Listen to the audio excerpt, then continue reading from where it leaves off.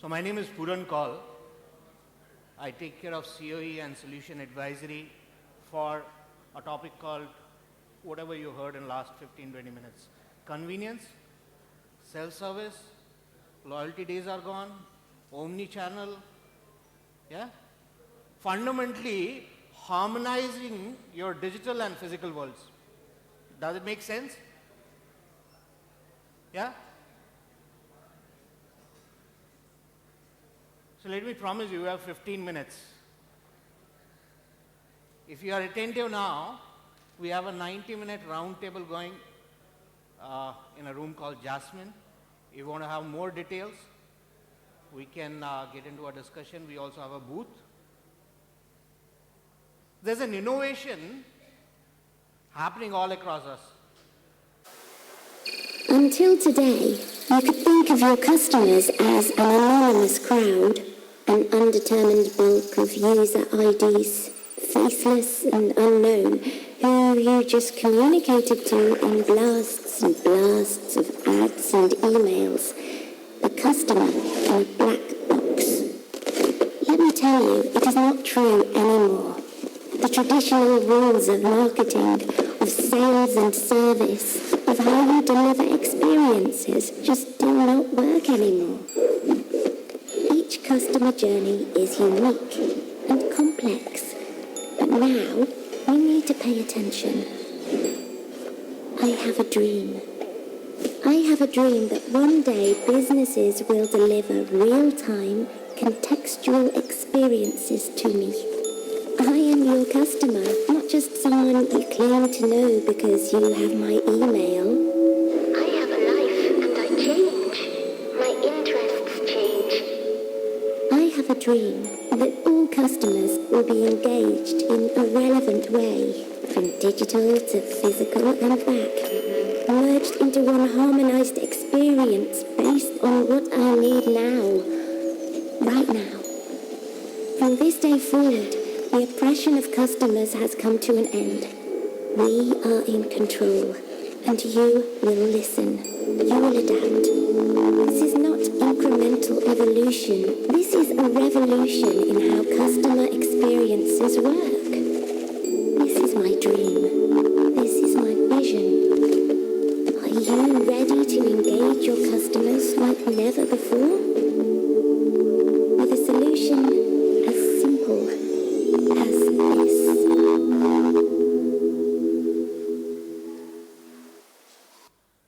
All right, we call it Hybris, the future of commerce. Let me take a minute in defining what we are talking about, then we'll go through the slides.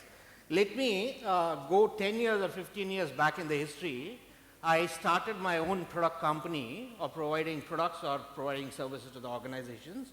I thought, let me start off, put a ERP system in place for managing my AR, AP, GL, account balance, profitability, so on and so forth, right? So I started acquiring customer. I said, now I have to move fast. I put a CRM system in place, customer relationship management system in place, right? Then I built up a loyalty management system, a merchandising, so on and so forth, correct? So that was the silos that was creating at the back end. Look at the today's digital environment. First, I had a luxury of you coming and visiting me in a 30 feet by 50 feet retail outlet, right? You could walk in, have a look at what product I provide or what services I provide. Then you, the customers, right? So you started moving from a physical store to a digital store. I created a brand awareness website. I have a physical store. I created a brand awareness website. Then you started moving to social pages. I created another instance or a channel to touch with you, a Facebook page or a Twitter page or a LinkedIn page, so on and so forth. Then all you guys started moving from web to mobile. Yeah? I created a mobile app. Yeah? So tomorrow, I don't know how to create a Google Glass app or a WhatsApp app or whatever it is. So the silos that I created at the back end are the same silos I'm creating at the front end. So the content. So we in the earlier session, we spoke about what is omni-channel and how relevant it is. Till the time I don't harmonize all these channels or routes to market, it will be difficult for me to derive what is expected out of an omni-channel strategy. So some of the trends, I'll run through these slides. If you're with me, if you are attentive, you can see it's more of a movie playing at the back end. Yeah?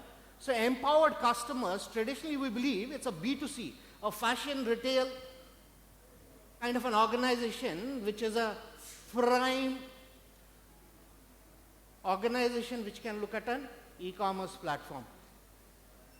But if you look around you, the empowered customer, the social advocacy, this is e-commerce, the mobile stuff, it's not only impacting the B2C oriented organization, but it has much more impact in your B2B environment.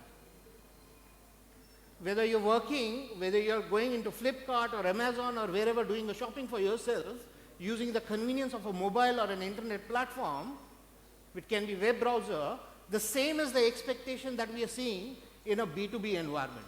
Second, so let me ask you a question. Do you believe that internet will go?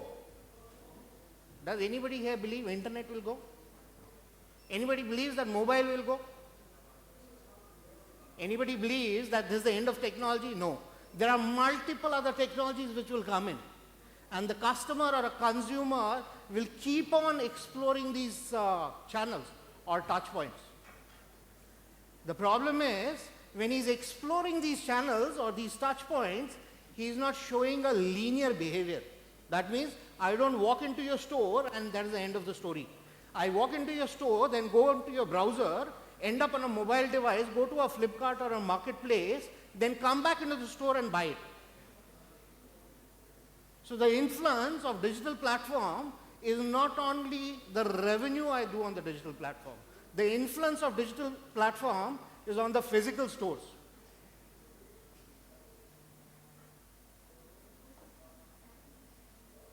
Make sense? So how many of you know Colgate? Yeah? Paste, right? How many of you know Pepsodent? Again, paste. So how many of you know Reckitt Benckiser? Dettol is the brand which is a stickiness. With the influx of various technologies, changing the behavior or providing the convenience to the customer, the brand has to stand out. So that when I go to my Kirana store, I won't ask him, this is the paste I want. I tell him I want a Colgate or I want a Pepsodent. When I go into a multi-brand shop, I won't go there, let's say I go to Shoppers Stop or Will's Lifestyle or any other shop-in-shop kind of an environment.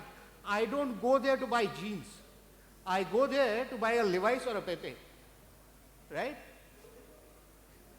If I'm buying a property in Gurgaon, I'll prefer to go ahead with DLF or Unitech, not buying a house.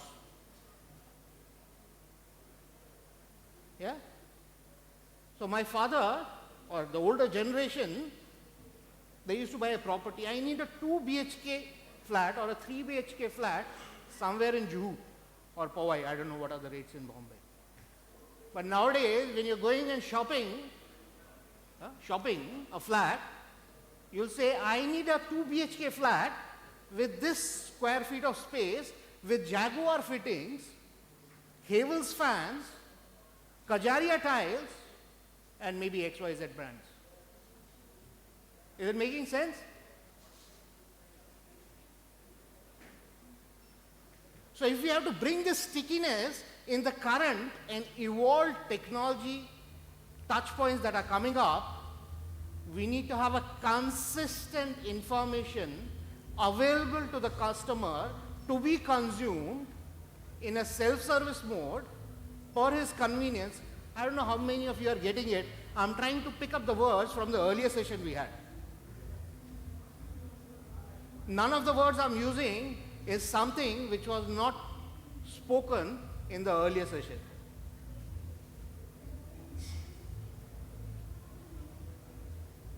So any organization will survive, thrive and grow if you are customer centric. What is also called outside in theory. How many of you have heard about this outside in? So outside in is, earlier was a time I used to manufacture something and then figure out what are the channels I'll use to make it available to the customer.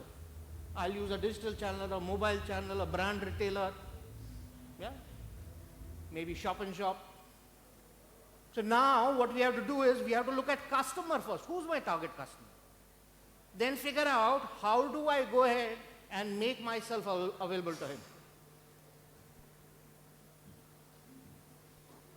So how many of you know SAP?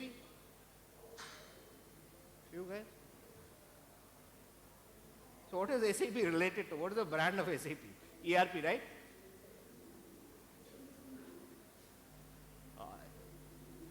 So let me give you a little history. The technology that we are talking about is called Hybris. This was an organization started in 1997. From 1997 till 2013, when SAP acquired Hybris, they had close to 500 odd customers in e-commerce space, predominantly B2C. In last 2.5 years, we have tripled. To the last count that I know, we have 1,450 customers globally on this platform.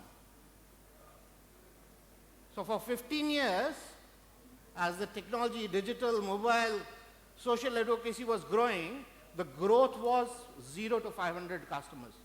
In last 2.5 years, it's thrice. Before the acquisition, we didn't have a presence in India and some of the other countries in the region. Today we are doing close to 198 projects, including some of the innovations that we are doing with Tata's and Reliance and other guys. My colleague Souvik, he'll spend a couple of minutes, and Tanuj, on what are the innovations we are doing using Hybris with some of the customers in the region as well as globally. Souvik, you want to comment? Hi, good evening all. So thanks Puran for bringing me in. I'm part of the global SAP leadership, helping some of the innovation in omnichannel. So let me define omnichannel for me. America and Europe is not omnichannel.